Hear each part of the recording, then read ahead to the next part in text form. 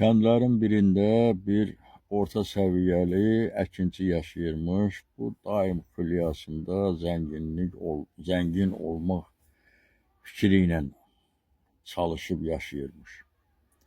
Bir gün eşidir ki, uzaq bir yerdə bir varlı zəngin adam var. Kim nə qədər istəyir, təmənnasız ona torpaq verir. Bu da gedər o adamı tapar, deyər mənə də torpaq verginə.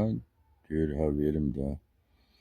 Deyir, amma səhər günəş açılandan axşam gün batana kimi nə qədər ərazini gəzib əhatə edə bilsin, o ərazi sənin olacaq. Bir şərtlə ki, günəş batana kimi həmin başlandığın nöqtəyə gəlib çıxmalısan. Əgər həmin nöqtəyə gəlib çıxa bilməsən, bütün əlindəkilərin hamısını itirəcəksən. Gəldikcə bundan razılaşır, səhər günəş çıxan kimi bu hərəkətə başlayır. Tarlalar keçir, bağlar ötür, dərələrdən, dəpələrdən ərazini əhatə eləməyə çalışır.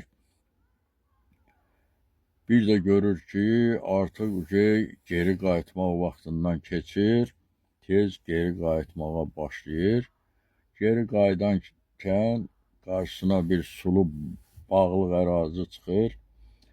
Buranı çox çətinliklə keçir.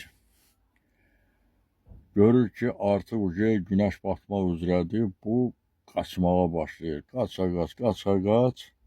artıq taqətdən düşür, burnundan qanlar açılır, axmağa başlayır. Səhər-səhəri tərpəndiyi əraziyə az qalmış, artıq bu hərəkət edə bilmir, yıxılır, canın tapşırır. Bu hadisələrlə çox üzləşən zəngin adam adamlarına deyir ki, bəs bir qəbir qazın. Bunlar bir qəbir qazırlar, bu adamı qoyurlar həmin qəbrə.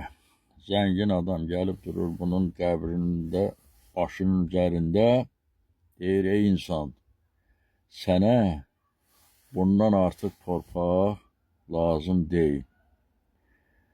Biz həmişə özümüzə lazım olandan artığına yiyələnmək istəyirik. İstər paltar, özümüzə nə qədər lazımsa çalışırıq ondan qat-qat artığına yiyələnək. Özümüzə lazım olan ərzaqdan qat-qat artıq alırıq. Bir evdə yaşaya biləriksə, 4-5 dənə ev alırıq, yenə gözümüz doymur. Ümumiyyətlə, insanın nəfsi həmişə ona lazım olduğundan artığına yiyələnməyə çalışır. Amma bizə lazım olan qədər şeylərə sahib olmaq lazımdır. Onunla qane olmaq lazımdır. Allah Teala da heç bir israfçılıqla barışmır. İsrafçılıq onun xoşuna gələn şey deyil. Bizim bu dünyadan aparacağımız heç bir şey olmayacaq. Apara bilsək 12 metrə ağ, bir də 80-in 2 metrə uzunluğunda torpaq sahəsi olacaq. O da ya Rəbb qismət ola, yoxsa olmaya. Ona görə çalışaq öz nəfsimizə sahib olaq. Diqqətinizə görə çox sağ olun.